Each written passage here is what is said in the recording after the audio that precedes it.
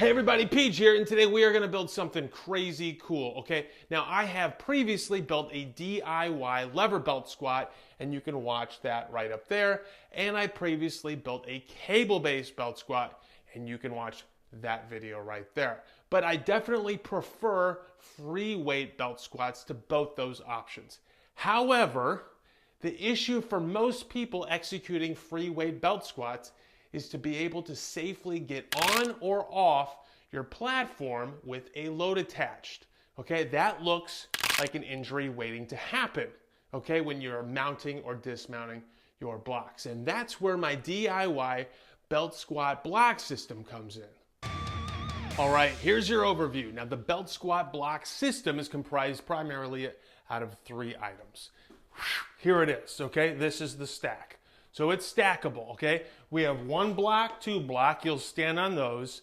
And here we have the cart, which you'll use to rack and unrack the load when performing belt squats. As you can see, it stacks, and therefore it takes about as much space as a adjustable bench standing upright. So there's not a lot of real estate this is gonna take up. That's awesome, right? Now, I like to keep my belt right on here with the loading pin attached, so it's always ready to go. And I'm using the Henny hip belt. I'm not an affiliate, just a big fan. It's the same belt you get with the Squat Max MD, okay? And I have a DIY loading pin, okay? So we're gonna set that down, and we're gonna set up. So I'm just gonna grab these, and now I can space these blocks out as far apart or as narrow as I want. Okay, and that's it, okay? Now we're gonna load our loading pin and exercise.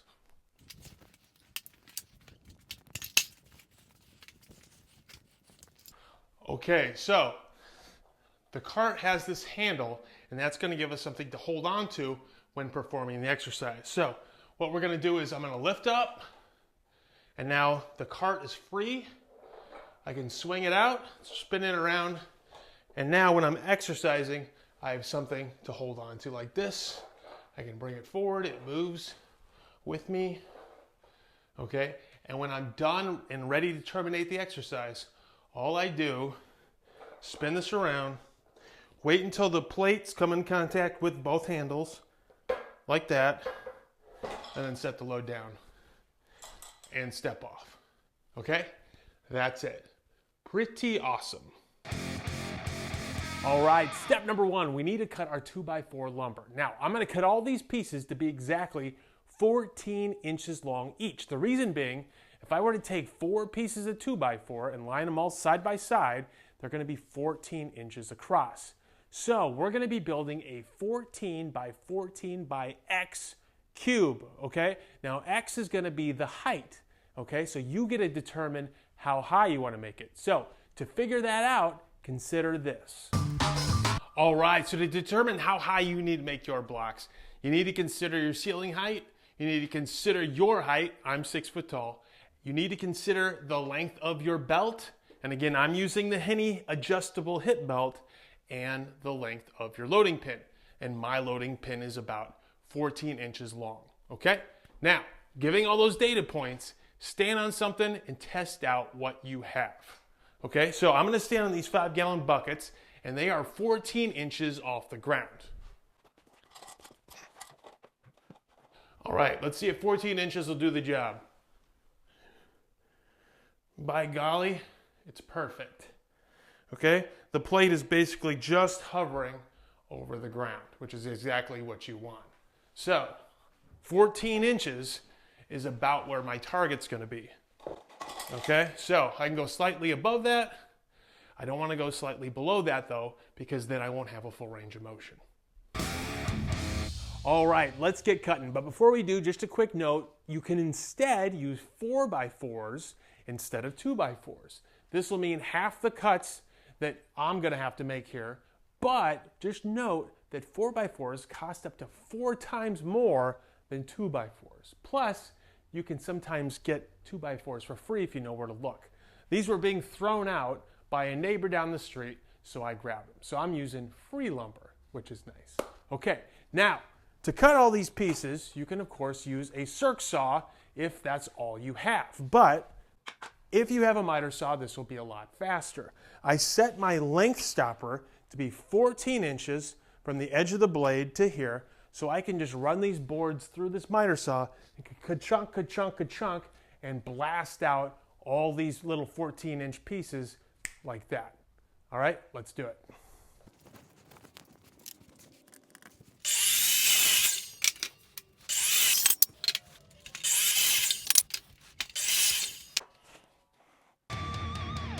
All right, next step. Once you have all your 2x4s cut, go ahead and optionally paint or stain. All right, the paint is now dry, at least the first coat is, and now we're gonna start screwing this thing together. So, we're gonna go 3 on the bottom, oriented this way, and then we're gonna do 3 oriented this way, and it's 3 all the way up except the top, where we're gonna put 4, okay? Alternatively, you could put plywood on the top too if you wanted. But what we're gonna do is, we're gonna use these spacer blocks I cut. They're about 1.75 inches long, and that's not blood, that's just red spray paint, so you can see it better on camera. And I'm gonna use these spacer blocks to make sure that that center board is centered between the 2 end boards, okay? So what I'm gonna do is I'm gonna use the other pieces to help square up these pieces. So, if I wanna screw these on, I need to make sure that the base is square. So, I'm gonna take these pieces and do that. Take these pieces and do that. And now everything's square, okay? So now we can start adding these pieces. And the trick will be, when you put a screw in, and I'm using 2.5-inch long screws, when I put a screw through this and into this, just make sure as you're going up that the screws that you're adding don't get too close to the screws in the layer below it, okay? Let's do it.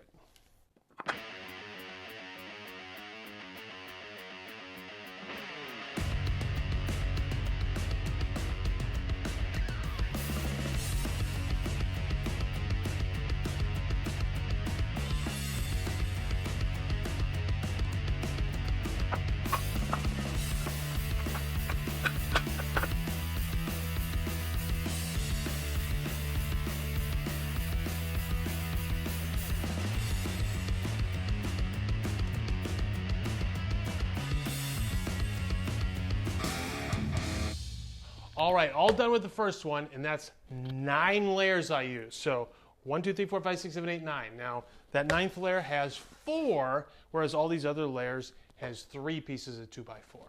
Okay, now I'm gonna go ahead and I'm gonna take my rattle can and I'm gonna finish this. Then we're gonna get started on the second one. All right, the paint is now dry and they came out looking great. So now what we're gonna do is I'm gonna add a layer of horse stall mat, rubber mat, to protect this and give me some good grip so I don't slip off this thing, okay? Now, this is just scrap horse stall mat. To learn how to cut horse stall mat, watch that video right up there. Now, if you don't have horse stall mat and you don't want to go buy some for this project, you can also use really anything, right? So this is an old welcome mat. It's a rubber on this side, so use something like that. And if you don't want to use anything on this, well, I would at least opt for some peel and stick anti-slip tape so you don't slip off this thing, okay? So what I'm going to do now is I'm going to go ahead and screw these horse stall mats onto the blocks.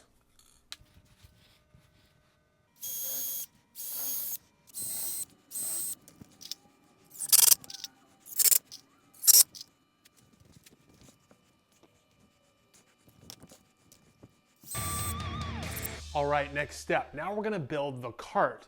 And step 1 of building the cart is to select your swivel caster wheels, because the height of these will determine how many layers of 2x4 we're gonna need to cut. So, since my cart will be approximately the same height as these blocks, I'm only gonna need 6 layers. So this is 9 layers, and if you line this up, it eliminates these 3 bottom layers, okay?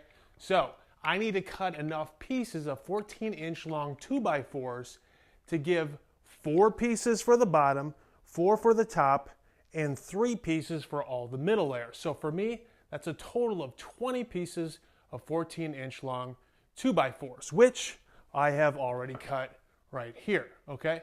So one big tip though, do not make this too high, because if you do, you're gonna have to stand on your tippy toes to set the load down while belt squatting. Okay, next step. Now we need to make the handle for the cart. And I'm sure there's cheaper ways of doing this, but this is what I did, okay? I used 1/2-inch plumbing nipples, okay? 36-inch long piece, 36-inch long piece, 10-inch long piece, and 2 elbows, okay? And if you're gonna buy these, don't buy them from Home Depot, okay? They overcharge. Menards has better prices on plumbing nipples. All right, let's start putting this thing together. Okay, so I've laid out 4 pieces on the bottom. Now I'm gonna take 4 and lay them this way. Okay, we're gonna square it up. Okay, and now we're gonna add our casters. So I'm gonna pre-drill, and then I'm gonna use 5/16 inch lag screws. Okay, and they're gonna go through this layer and into the bottom layer, okay?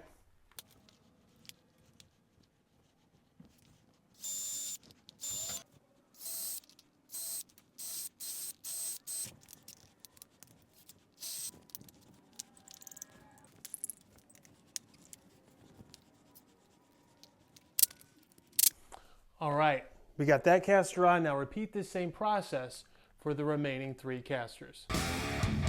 All right, we got our 4 casters on. Now I'm gonna take these clamps off, flip it over, and we're gonna add all of our layers, okay?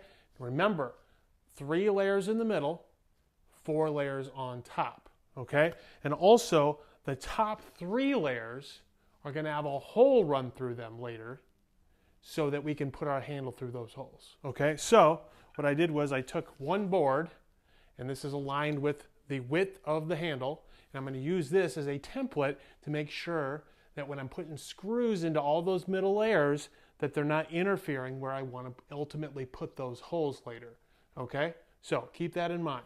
Let's do this.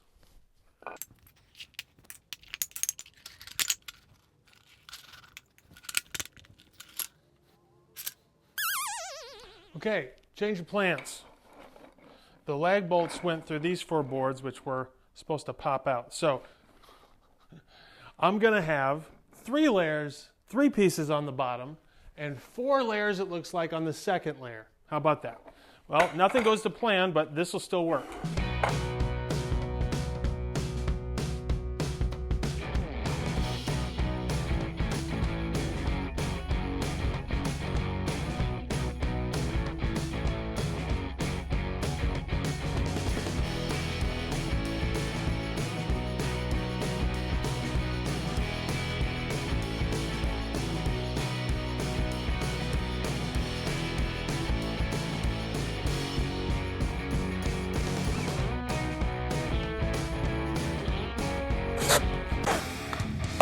All right, done. That looks pretty damn good. Okay, so now what we're gonna do is we're gonna run a 7/8 inch spade bit through here and through here through the top 3 layers. And hopefully you didn't put any screws in that path, okay, along the way. And these will just plop down in those holes, okay?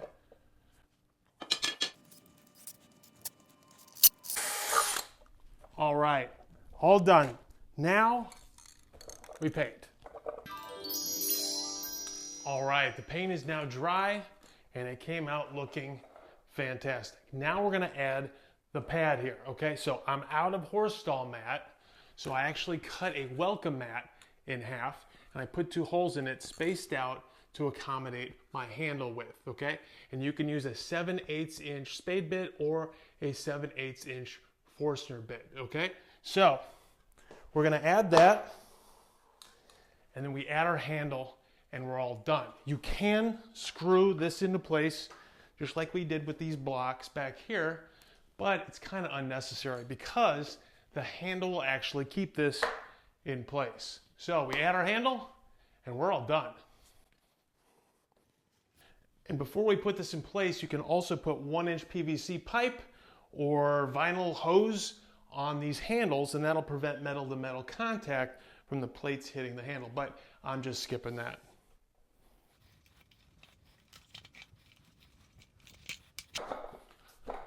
There, all done. Now exercise. All right, the belt squat blocks, a great addition to any home gym. Now for more details on this project, please visit designbuildlift.com. And to purchase any of the items that you saw in today's video, please consider making those purchases via the shopping links down in the video description below. Shopping via these links costs you nothing extra, and it helps support the channel. All right, that does it for this project, and I look forward to seeing you again in the next project. So, be sure to subscribe to the channel to be alerted the moment the next project drops.